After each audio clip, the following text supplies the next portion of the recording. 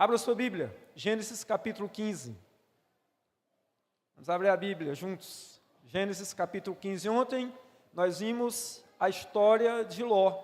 Conversamos um pouquinho sobre a história de Ló. E hoje nós vamos conversar sobre a história de Abraão. A história de Abraão. Gênesis capítulo 15. Todo mundo abriu?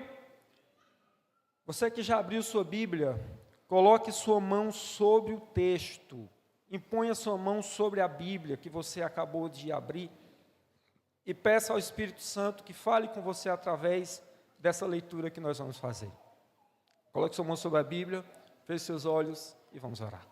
Querido Deus, nós agradecemos ao Senhor por Tua presença maravilhosa no nosso meio. Nós estamos felizes, porque já podemos sentir o Teu Espírito Santo a passear entre nós. E queremos pedir, Senhor Deus, que nessa noite o Senhor fale ao nosso coração. O Senhor, Pai amado, nos permita ouvirmos a Tua voz, que não seja apenas um humano que fale, mas que o Espírito Santo traduza cada palavra, Senhor Deus, ao íntimo do nosso ser. E que o Senhor, Pai amado, que conhece todas as nossas necessidades, supra cada uma delas com a Tua mensagem. Fica conosco, nos dá a certeza que nós estamos tendo um encontro contigo. Tudo isso nós pedimos e agradecemos, no nome maravilhoso de Jesus. Amém.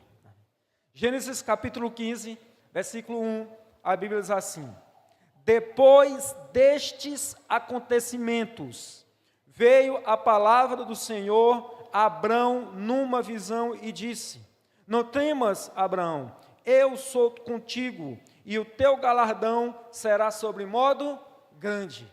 Aqui, irmão, é o início das promessas maravilhosas de Deus na vida de Abraão. Aqui é o início. Deus já havia chamado Abraão, mas a partir daqui do capítulo 15, Deus ele vai agir na vida de Abraão de uma forma muito forte, de uma forma muito linda. Deus, então, irmão, vai constituir Abraão naquilo que nós conhecemos como pai da fé, naquele que nós conhecemos como amigo de Deus. Um dos reis em quem Abraão teve contato, chamou Abraão de príncipe de Deus entre eles. Então agora aqui, irmão, começa a vida de fato de Abraão com Deus. Abraão está indo para uma terra totalmente desconhecida. Então Deus, para que Abraão não fique com medo, para que Abraão não se atemorize diante de um novo desafio que ele está para enfrentar, Deus, primeira coisa, chega para Abraão e diz: Abraão, não tenha medo, não tenha medo, eu serei o teu escudo, nada vai te atingir. Existem muitos desafios para você, Abraão, mas nada vai te atingir. Eu sou o teu escudo, eu vou te proteger, fica tranquilo, Abraão. A outra promessa que Deus dá para Abraão, Deus diz: Abraão, eu serei o teu galardão, eu serei a tua recompensa, Abraão. Que bênção, irmão, que bênção, você ter Deus como seu galardão, como sua recompensa. Esse é um texto maravilhoso. Mas se você é um bom leitor, e se você é atento naquilo que nós vamos ler, quando a gente lê esse versículo 1 do capítulo 15, obrigatoriamente nós temos que fazer uma pergunta. Quando a gente começa a ler esse texto, nós temos que fazer uma pergunta. Alguém já descobriu que pergunta é? Alguém já descobriu? Alguém? Que acontecimentos? O que é que aconteceu? O que é que aconteceu que levou Deus a fazer promessas maravilhosas e agir de formas miraculosas na vida de Abraão? Que acontecimentos são esses? Que logo após os acontecimentos, Deus se apresenta a Abraão como Deus dele. Então nós temos que saber que acontecimentos foram esses que levaram Abraão a uma intimidade muito grande com Deus, para que nós possamos imitar a conduta de Abraão nesses acontecimentos. O que é que aconteceu?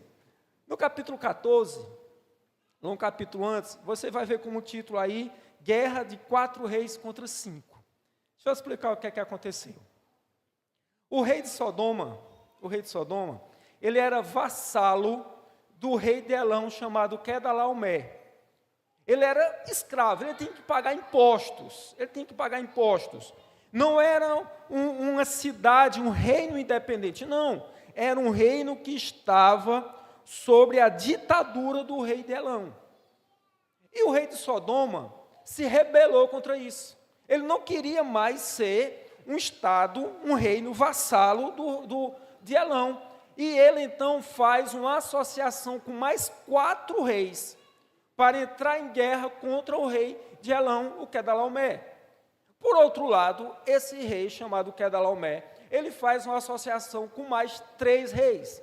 Daí vem o título, a guerra de 4 reis contra 5.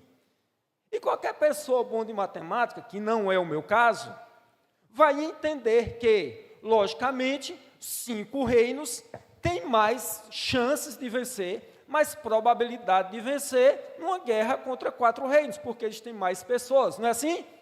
Então, logicamente, irmão, quem iria vencer essa guerra seria o rei de Sodoma, que estava com mais gente no seu exército. Só que não é isso que acontece. Esse rei de Elão, o Quedorlaomer, ele tinha um exército tão forte, tão bem treinado, tão bem capacitado, que mesmo com menos gente, ele entra na guerra e vence. Mesmo que ele tivesse uma quantidade menor de pessoas. E a gente vê o quanto esse exército era forte, que eles chegaram a vencer os refaíns, que eram gigantes, que eram homens altos, que era tipo aí o Golias da Bíblia, né? Que era tipo Golias. Então esse rei, ele já havia vencido exércitos que poderiam ser mais fortes do que ele. Então não é novidade que esse rei tenha vencido. Só que ele venceu, e como ele venceu o rei de Sodoma, ele chega em Sodoma e faz um arraso, irmão. Ele leva pessoas, ele leva tudo que tem de valor em Sodoma e carrega para o seu reino. Só que aí tem um problema, você poderia pensar, tá bom, pastor, o que é que Abraão tem a ver com isso? Abraão, irmão, tinha um parente em Sodoma. Sabe aquele parente da família que de vez em quando te dá um trabalhinho? Você está de boa na tua casa, mas de vez em quando você tem que entrar na confusão de um parente teu. Alguém aqui tem esse parente aqui na família? Todo mundo? Todo mundo? Você está tranquilo, mas de repente tem o teu parente que arrumou umas encrencas, confusão. Lá vai tu entrar na confusão dele. Quem era esse parente de Abraão, irmão? Ló. Lá vai Abraão entrar numa zica que Ló arrumou. O que é que Ló foi fazer em Sodoma, irmão? O que é que Ló foi fazer em Sodoma? Lá vai Abraão entrar numa guerra. Só que existe um detalhe, irmão. Existe um detalhe. Abraão não era um general de exército. Ele não tinha um exército à disposição dele. Ele tinha 300 homens que eram o quê? Qual era a profissão de Abraão? Abraão era um pastor, irmão. Abraão cuidava de rebanhos. Então, aqueles homens que trabalhavam com Abraão eram o quê? Pastores, cuidavam de rebanho. Como é que pastores vão vencer um exército tão forte como esse? Irmão, e agora eu quero conversar com você sobre o impossível. Me deixa eu conversar com você sobre o impossível, irmão. Quando é que você se depara com o impossível na tua vida? Quando é que o impossível se mostra para você de uma forma tão dura, tão forte? Como é? Como é? Talvez o impossível se revele para você através de um laudo médico, triste, preocupante. Talvez o impossível se revele para você através de um problema financeiro que você não tem como superar. Através de um parente, de alguém, pai, irmãos, filhos, distantes de Deus. Como é que o impossível se revela para você? Qual é a carranca? Qual é a cara do impossível na tua vida? Era isso que Abraão tinha em mãos. Não dava para vencer. Não tinha como 300 homens vencer um exército que já havia vencido, um exército com muito mais homens do que isso, e um exército de gigantes. Não dava, irmão. Não tinha condição. Mas o relato bíblico, irmão, diz que Abraão entrou na guerra, lutou a guerra e venceu a guerra. Amém, irmãos? Amém? Amém. Louvado seja Deus, louvado seja Deus.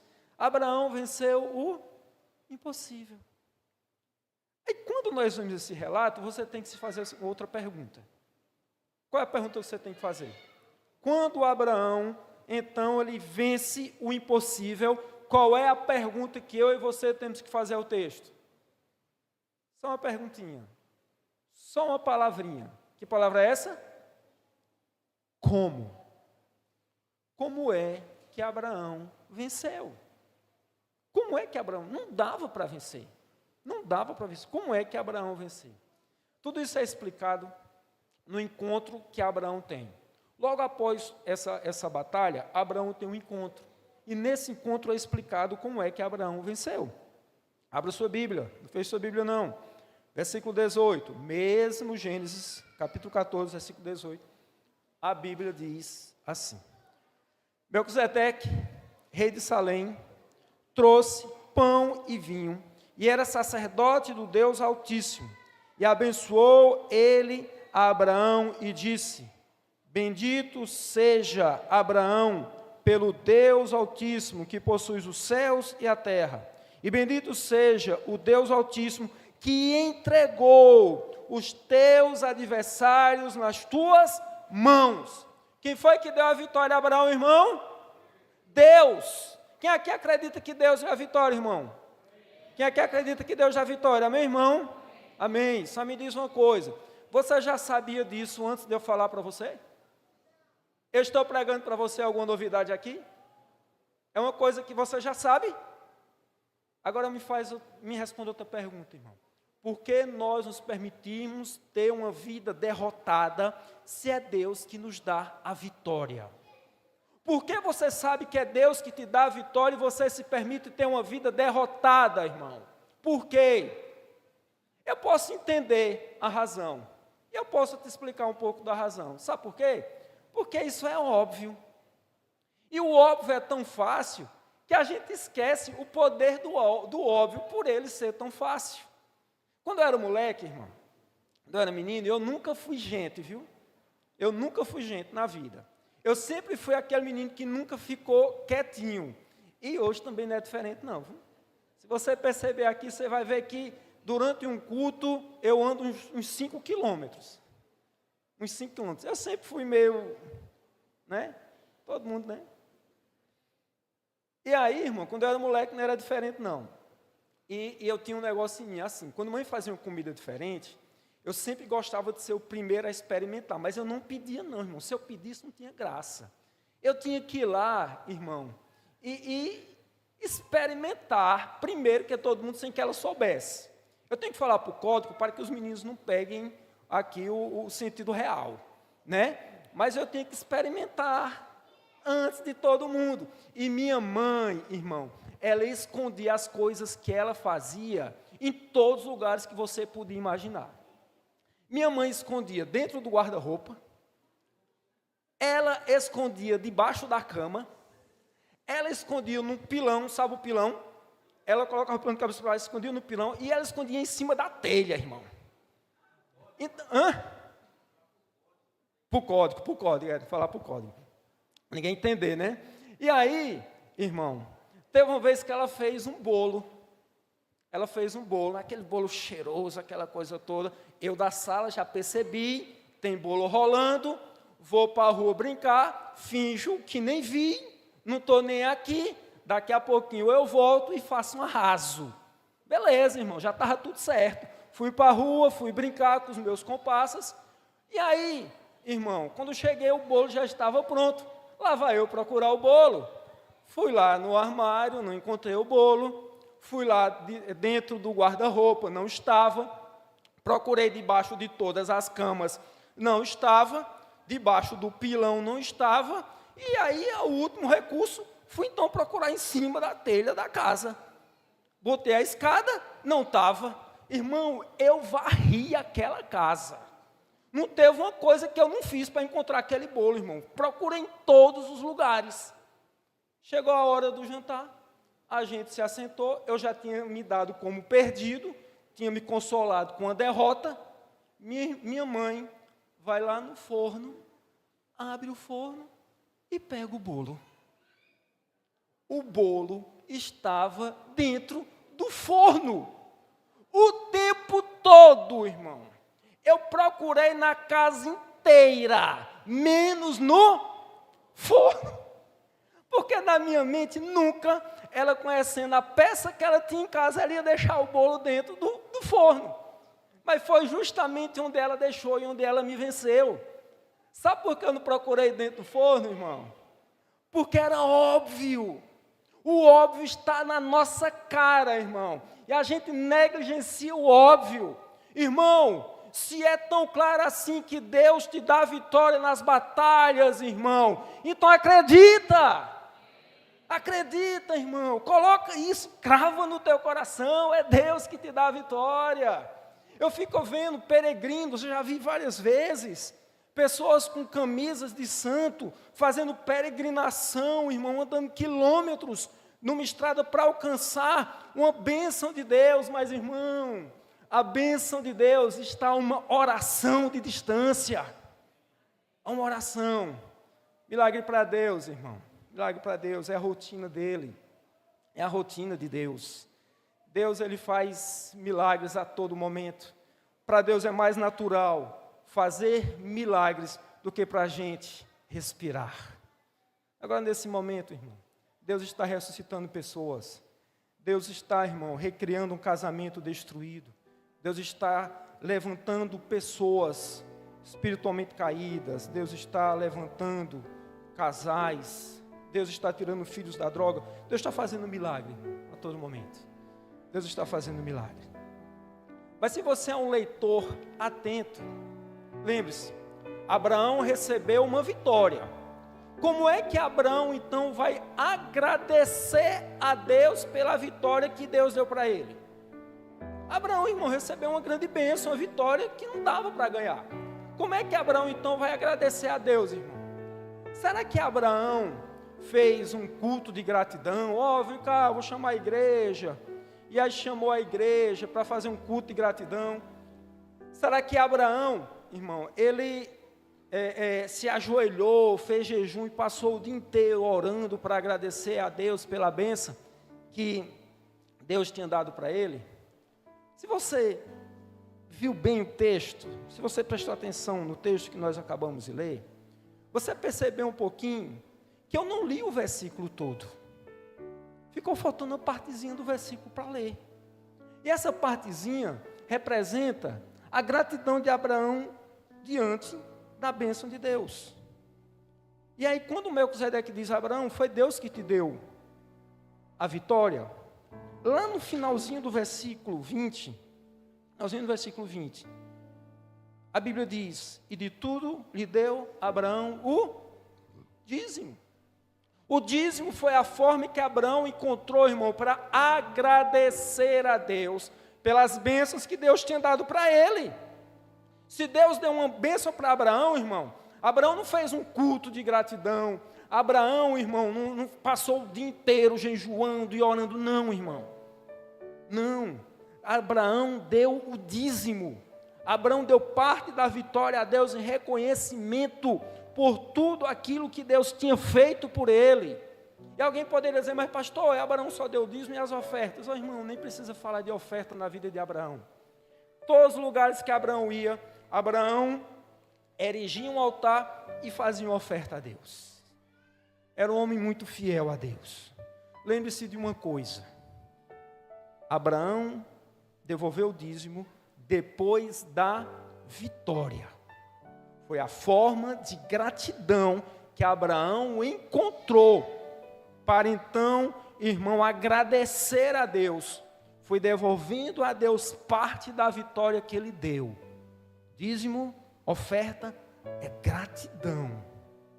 Gratidão por aquilo que Deus já fez. Entenda isso. Você não vai fazer uma jogatina com Deus, você dá e Deus lhe devolve em dobro, em triplo. Não é assim que funciona. Mas você lembra qual é o maior sonho da vida de Abraão? Qual era o maior sonho da vida de Abraão? Quem lembra? Era o quê? Um filho. O maior sonho da vida de Abraão era um filho. Mas, irmão, Vamos ser sinceros. Abraão já tinha 100 anos, irmão. 100 anos. Sara tinha 91. Dá, irmão. É possível? Você acha que é possível, que era possível Sara com 91 anos, irmão, dar à luz um filho? Quem aqui acha possível? Possível. Quem acha impossível? Tudo bem. Vamos lá. Irmão, uma certa vez eu estava na sala de aula, eu já estava no seminário, tá? Estava no seminário, tá? Estava estudando para ser pastor, aquela coisa toda. E nós íamos fazer, irmão, um trabalho, era um trabalho de psicologia, que era da nossa árvore genealógica. Era uma árvore genealógica. E aí, nesse trabalho, nós tínhamos que colocar todas aquelas pessoas, nossos parentes que vieram antes de nós. Né? Avô, bisavô, todo mundo. Até onde você lembrasse, você tinha que estar fazendo a árvorezinha lá e colocando. Tá ok, irmão, a gente tinha um trabalho para fazer. Foi quando, então, um colega meu, que hoje é pastor, estava estudando para ser pastor. Eu acredito que o homem não ia mentir na frente de todo mundo, né? Pastor, né? A gente, né? E aí, irmão, ele levantou a mão e disse: professora, eu estou com um problema. A professora: tá bom, fulano, pode falar. Ele disse: professora, é o seguinte, o problema é que a minha avó teve 10 filhos. Beleza, a minha mãe mesmo teve 10. Né? Morreu 3, se criou 7, mas foram 10. Ok. Aí ele disse: professora, é que a questão é o seguinte, ela teve 10 filhos de 10 homens diferentes.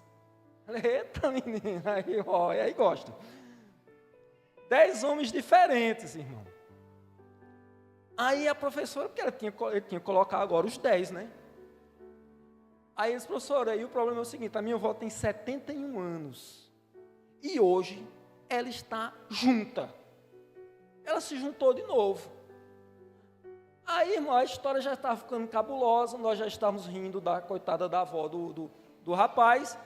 E aí ela disse: pastor, é o seguinte, professora, a minha avó tem 71 anos e se juntou com um rapaz de 17. Falei: irmão, aí não, a história está ficando incrível demais para acreditar. Mas era um futuro pastor, irmão. Como é que a gente ia desacreditar do rapaz? Aí, para piorar, ele ainda jogou essa. E professora, a minha avó está grávida. Eu falei: irmão, e agora? Eu não sei. Ele pôs meu cristianismo em voga. Eu vou acreditar no rapaz que estava estudando para ser pastor? Eu não vou. Não sei. Até hoje eu não sei se eu acredito ou não acredito. Ele disse, né? Só estou falando da história que ele falou. Que ele falou que a avó dele de 71 anos estava grávida de um rapaz de 17. Ele que contou. Agora, se você acha difícil uma mulher de 71 anos está grávida, imagina de 91, irmão. Imagina de 91. Irmão, é impossível. Não dá. Apenas Deus. Só Deus explica. Só milagre explica. Só a mão de Deus explica. E é nessa mão que você tem que segurar, irmão.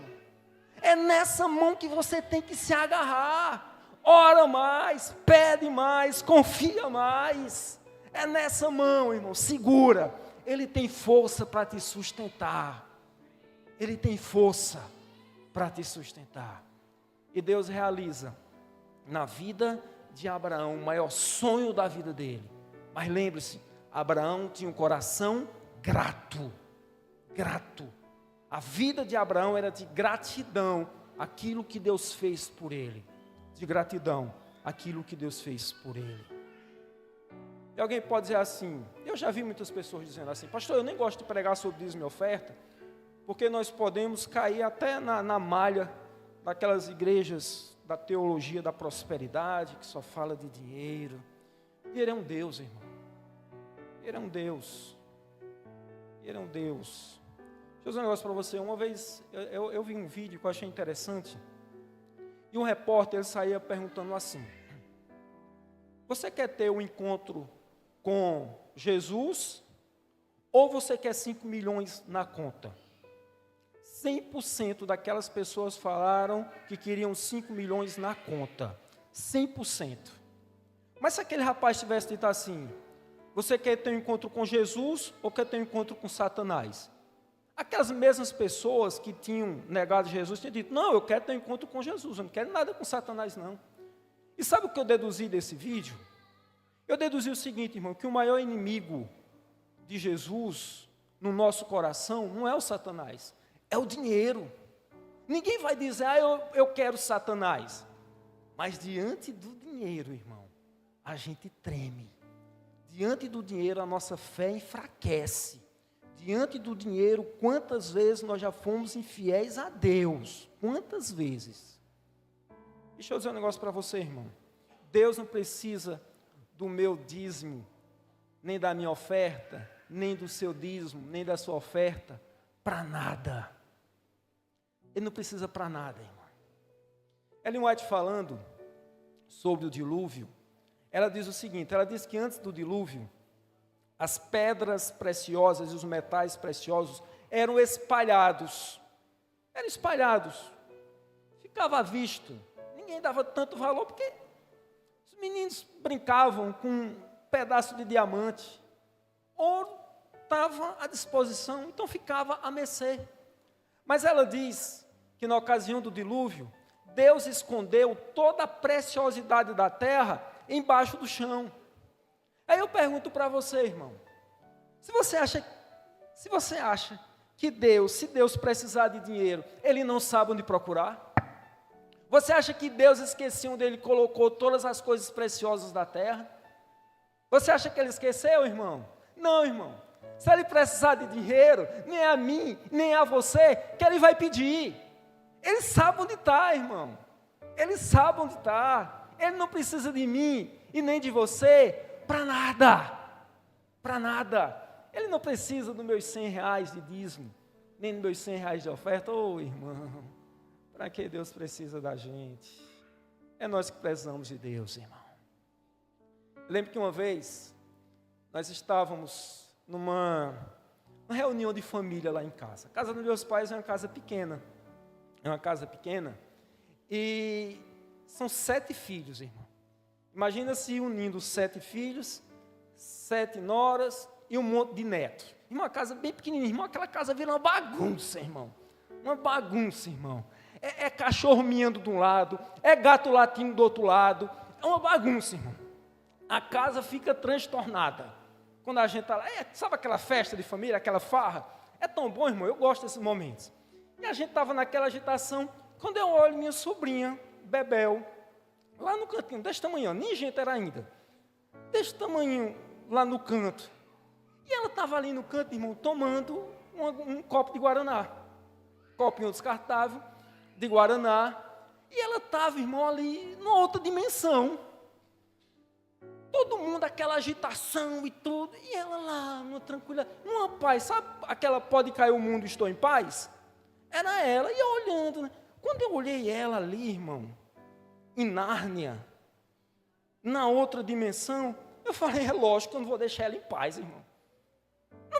Ninguém está em paz, ela vai ficar em paz, vai não. Vou mexer com ela. Chegar perto dela, a bichinha, irmão, tomando lá o copinho de Guaraná dela, eu falei, Bebel, você gosta do titio? Ela disse, gosto. Bebel, você me ama? Amas-me, Bebel? Ela falou, amo. Ah, então me dá um pouquinho do teu Guaraná? Ela olhou para mim, dou não. Ué, mas tu não disse que me amava? Me dá Guaraná, dou não. Aí, irmão, avancei para pegar, irmão. Quando eu avancei para pegar, a menina me deu uma curva, apertou o copinho dela e saiu correndo com tudo, irmão, e foi-se embora. Eu só vim ver ela umas 2 horas depois daquilo ali. Eu fiquei olhando, irmão, para aquela situação e eu pensei, meu Deus, coitadinha da Bebel. Ela nem sabe que eu tenho na geladeira à minha disposição toda Coca-Cola que ela nem vai aguentar tomar. Eu tenho ali uma quantidade que, coitada, ela nem aguentar tomar as Coca-Colas que está à minha disposição na geladeira. Mas ela pegou, irmão, o copinho dela, apertou e foi embora. Quantas vezes a gente faz isso com Deus, irmão? Quando Deus nos pede uma prova de fidelidade, quando Deus nos diz assim, eu quero ver se tu está comigo agora, eu quero ver se tu está comigo ou não. A gente pega aquele pouquinho, irmão, que é quase nada, a gente aperta aquilo ali na mão e sai correndo. Coitado de nós, irmão, coitado de nós. Deus tem à disposição dele a riqueza do universo inteira. Ele não precisa da gente. Nós que precisamos desesperadamente de Deus. Abraão entendeu isso. E Abraão foi o pai da fé. Abraão foi um amigo de Deus. Abraão era o príncipe de Deus onde ele andava. E Deus quer fazer de você um gigante da fé. Deus quer fazer de você um amigo, uma amiga de Deus. Deus quer fazer de você um príncipe e uma princesa de Deus. Princesa de Deus. Nós gostamos lá de Malaquias, onde diz que Deus abrirá as janelas do céu e nos dará bênçãos sem medidas. Mas bênçãos sem medidas, irmãos, só é dada a pessoas que têm fé sem medida. Se você quer receber bênçãos sem medida de Deus, você tem que ter uma fé sem medida. Nós vamos agora cantar, irmã. Nós vamos agora louvar o Senhor. A irmã vai louvar o Senhor nesse momento. Se você quer fazer um voto de fidelidade a Deus, colocando nas mãos de Deus tudo aquilo que você é e tudo aquilo que você tem, enquanto a irmã louvar o Senhor, vá ficando em pé e vá fazendo desse louvor uma oração e faça um voto de fidelidade ao Deus dos exércitos.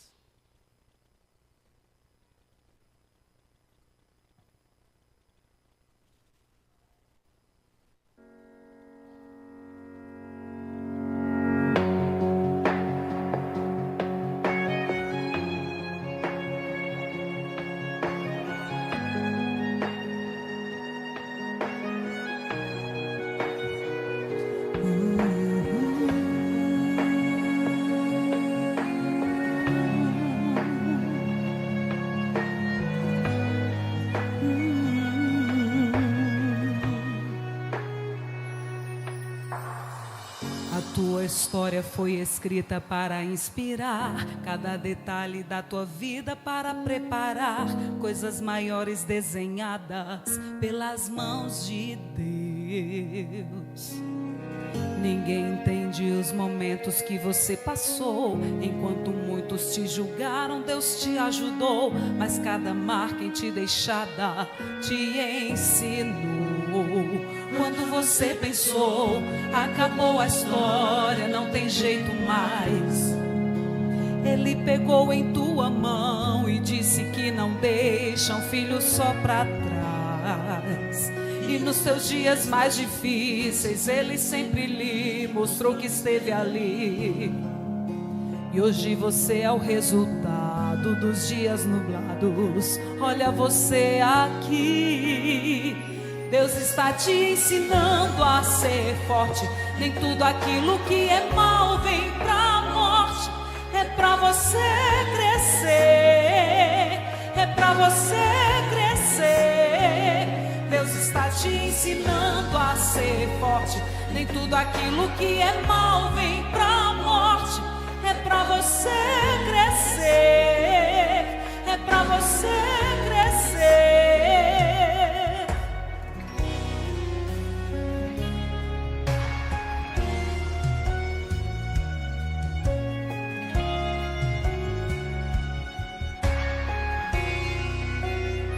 Quando você pensou, acabou a história, não tem jeito mais, Ele pegou em tua mão e disse que não deixa um filho só pra trás. E nos teus dias mais difíceis, Ele sempre lhe mostrou que esteve ali. E hoje você é o resultado dos dias nublados. Olha você aqui. Deus está te ensinando a ser forte. Nem tudo aquilo que é mal vem pra morte. É pra você crescer. É pra você crescer. Deus está te ensinando tudo aquilo que é mal vem pra morte. É pra você crescer, é pra você crescer. Deixa Ele te ensinar, deixa Ele lapidar a tua estrutura. Deixa Ele trabalhar, enquanto Ele te molda, de tudo Ele cuida. Deixa Ele te ensinar, deixa Ele lapidar a tua estrutura. Deixa Ele trabalhar, e enquanto Ele te molda, de tudo Ele cuida. Deus está te ensinando a ser forte. Nem tudo aquilo que é mal vem pra morte. É pra você crescer, é pra você crescer. Deus está te ensinando a ser forte. Nem tudo aquilo que é mal vem pra morte. É pra você crescer, é pra você crescer, é pra você entender.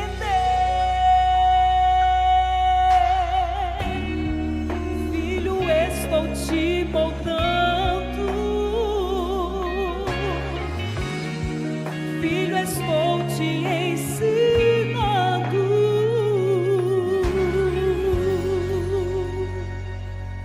Amém.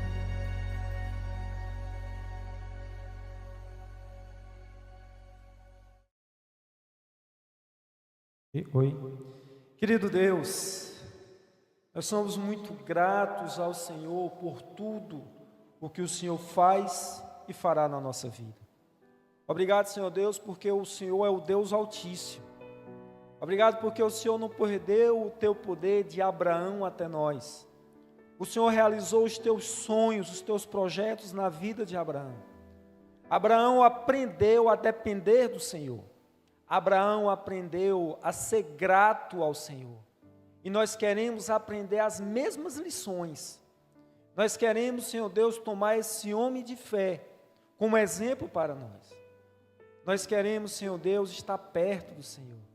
Nós queremos erigir altares e ofertas ao Senhor em todos os lugares em que nós estivermos. Nós queremos, Senhor Deus, ser fiel ao Senhor no dízimo, nas ofertas, no sábado, em todos os mandamentos, em todos os lugares onde nós estivermos. Não, Senhor Deus, para ser salvos, mas porque o Senhor já nos deu a salvação. Não para atrair sobre nós as tuas bênçãos, porque o Senhor já nos dá a tua bênção, mas para reconhecer para o nosso coração quem é o nosso Deus. Pai amado, existem muitas pessoas aqui que vieram com lutas. Nós queremos pedir que o Senhor dê para essas pessoas a vitória, Deus. Nós pedimos, imploramos a tua vitória, a tua bênção na vida dessas pessoas. Existem pessoas que estão aqui entre nós que têm sonhos, que são sonhos, Senhor Deus, tão altos, que esta pessoa não tem nem coragem de exprimir, de falar na frente de uma outra pessoa. Mas o Senhor conhece o seu coração. Nós pedimos ao Senhor que realize esse sonho na vida dessa pessoa. Fica com cada um de nós, Senhor Deus. Age na nossa vida assim como o Senhor agiu na vida de Abraão. Que o teu Espírito Santo trabalhe sempre no nosso coração. E quando Jesus voltar, nos conduza a todos nós para o reino dos céus. Tudo isso nós pedimos e agradecemos. No nome maravilhoso de Jesus. Amém.